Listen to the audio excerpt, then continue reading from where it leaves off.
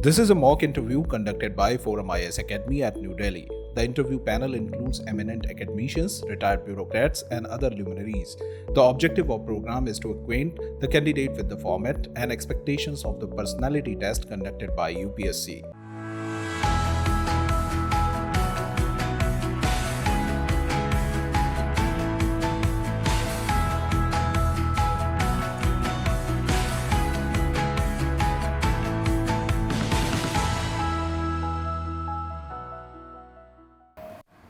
May I come in now? Yes, please.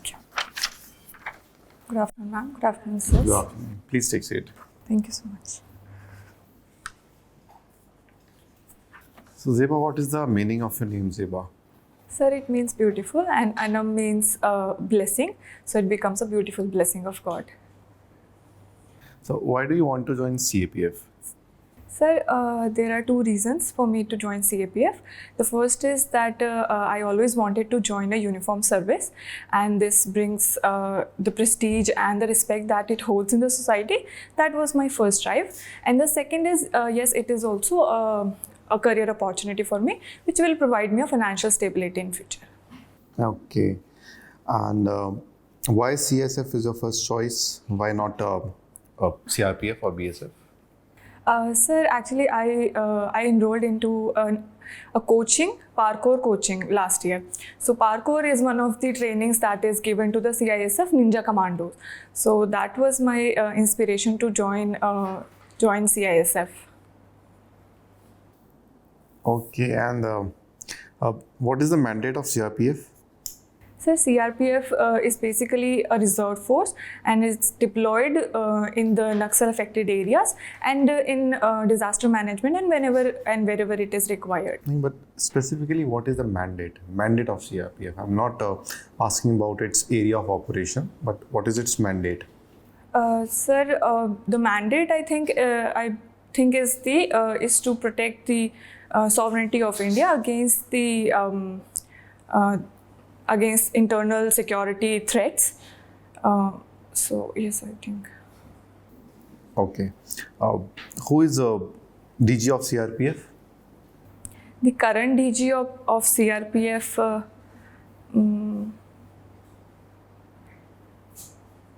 is Mr. Sujoy, I suppose. Yes, sir. Sujoy Lal I'm not able to pronounce his surname. Sujoy Lal Thausen. Yes, sir. What is the motto of BSF? Sir, BSF is duty unto death. The motto is duty unto death. And it is deployed in the Pakistan bordering, the border of Pakistan, yes. Okay, tell me something about SPG, Special Protection Group. Sir, SPG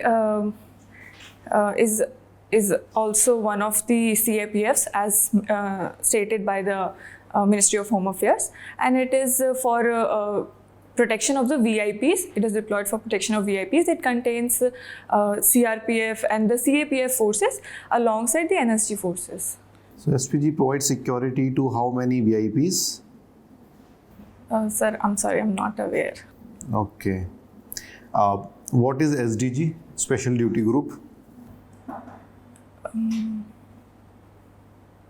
Sir, I've read about it, but I'm not able to recall right now. Okay. What is Cobra? Sir, Cobra is the commando forces of CRPF. Okay, and what is so special about Cobra? Sir, Cobra is a specialized security force, like any other Cobra commandos of all the forces of CAPF, and it is specialized in early deployment, speedy deployment in an area wherever it is necessary, and the Jawans or the commandos are specialized in moving, in deployment, and in tactical strategies. So that's the thing.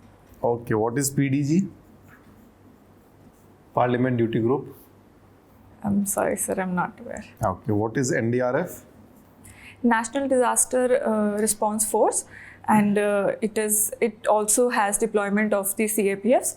It is deployed whenever there is necessary in disaster affected areas for the for rehabilitation, protection, and rescue activities. Okay. Since you have interest in kitchen gardening, can you tell me what is hydroponics? Yes, sir. Hydroponics is the technique where only water is used for instead of soil for the nourishment of the plants. Okay. My last question. You have written HIIT workout. What is this HIIT workout? Sir, it stands for High Intensity Interval Training. And in HIIT, there are short durations of rest in between. So it actually gives the similar effects of a long-term workout in a very short period of time. Okay. Thank you. Yes, ma'am. There have been many crimes against women. So can you highlight few reasons behind dowry? Dowry. So the most main reason or prominent reason is the patriarchal society which we live in. We cannot deny the fact that our society today is still patriarchal in nature and it needs to be changed in the way. So the first is that. Second is the customs, some of the customs that have been in place in society where the women are considered materials and transferring of the material with respect to marriage, and the men or the male family expect the women's family to gift them, and it is also part of the patriarchal structure only. So I would say the major reason is the patriarchy. Structure. And there's also female infanticide. Why? Ma'am, again, that female is considered a burden in the family. So two reasons are there. First, that we as a society tend to associate our prestige or respect specifically to women. And then if something goes wrong in future, they tend to believe that it would be better if we didn't have a daughter. Secondly, that it will be a burden on financial burden on them. So what is the meaning of women empowerment to you? Ma'am, women empowerment includes the education of women to make them financially independent and to make them able to take decisions for themselves in the family and in their personal life as well. So do you think you are empowered? Yes, ma'am. I believe I'm empowered enough because I'm sitting here and appearing before you. So I think I'm. And whose contribution is there in this empowerment? Ma'am, my father, my mother, both my parents are very supportive, and I wouldn't say my personal strive is not there, but that also comes from them because they gave me freedom enough to think for myself. Okay. Now you've done your B.Sc honors in chemistry. So can you tell me few chemicals which are used in chemical warfare? Yes, ma'am.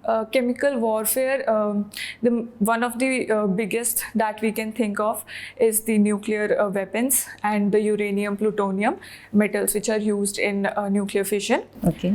Secondly, carcinogenic gases like the methyl. I'm not able to recall the name. Have you heard of sarin gas? I'm sorry, I'm not. Sarin gas. Sarin gas. It's a nerve agent which was used Yes, ma'am. in a war. Mustard gas, sarin gas, yes. these were also being used. Okay. You've also, after your B.Sc chemistry, you've pursued law. And you've done with a good 56.3% from CLC, Delhi University. So after this, now you were a science student who did chemistry honors, then you pursued law. You don't want to pursue law further? As of now, ma'am, no. I don't want to pursue law as a practice. As a practice? Yes. I did law because I thought it was the most relevant subject for my civil services or my any competitive exams that I wanted to pursue for. And I didn't do BA LLB after 12th because that was a 5-year program, and I have to appearing for competitive exams, you have to have a degree. So I chose for a 3-year program instead of a 5-year program. So you have been appearing for competitive exams since 2017. Yes, ma'am. So have you written civil services mains? No, ma'am. What was your optional? Law. Law. You've written it with law optional. Okay. And you've also been working with UTEL University as an instructor. Yes. Does this mean as a teacher? Yes, ma'am. When I was enrolled at that time, I was as a teacher. I was enrolled as a course This instructor. is till present. Till the time I was filling the DAF. But right now, I'm a subject matter expert, so I create questions for the sources that they provide me. At a UTEL University? Yes, ma'am. So as a teacher, what were your learnings from students? What have you learned from the students you taught? Ma'am, the strive to know more, never give up was one of the learnings from my students. And one of the advantages of the UTEL University being online was that they were not hesitant to ask me questions. They could message me personally on the platform of the UTEL, and I could explain them without the hesitation. Sometimes students don't tend to not ask questions because they think it will affect their personality in the class. So online classroom was one of the... There was no hesitation. Yes, ma'am. So now UTEL University, you say it's an online university, and does it also give degrees? Yes, ma'am. And It's a university. It gives degrees and diplomas, and it's completely virtual university. So basically, it's MOOCs. So have you heard of MOOC? Yes, ma'am. What is MOOC? The MOOC is mass open online courses, and they are being provided by a lot of universities around the world, and even in India they are available, and they are more affordable, more accessible in this globalized and digital world, and I think they are very good approach. Okay, thank you. Sir.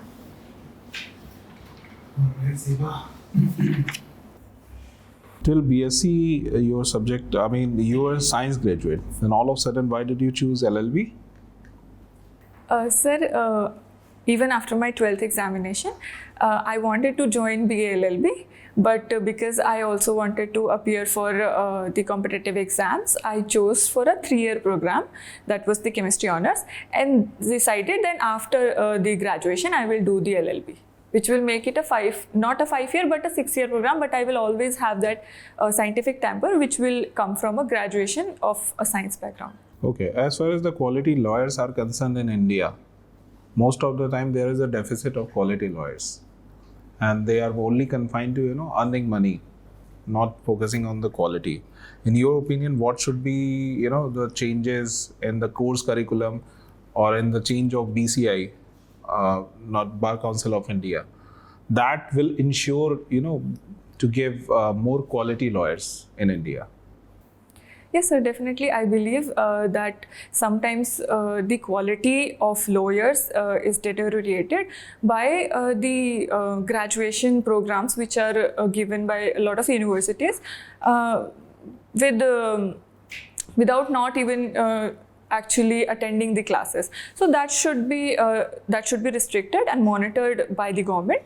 Secondly, as far as Bar Council of India is concerned, there are ethical codes for the lawyers, which is designed by the Bar Council of India, but their implementation is the key. I believe more stringent implementation is required. Okay, so in your opinion, there should be inclusion of ethics in the curriculum of lawyers. Yes, sir. Yes. Sir, there is an ethics code already for the lawyers. Okay, coming to the bureaucrats, there is an inclusion of ethics, integrity, and aptitude, and this is GS paper 4. And despite of that, we are always seeing that the people are involved in the corruption and various kind of activities. Then what is the use of reading ethics, integrity, and aptitude? Sir, I believe there is a change in the perspective of the bureaucracy, and there is positive change with the inclusion of the ethics paper. I believe that the similar code can also be given after induction of the bureaucrats, and here as well I believe that the more implementation of the ethics code and awareness among the people is also required. Okay, what was Enrica Lexi case? Enrica Lexi. I'm sorry, sir. A fisherman issue, Italian, this. Yes, sir. There was a case of a man being. You are law graduate, right? So you must have studied this case.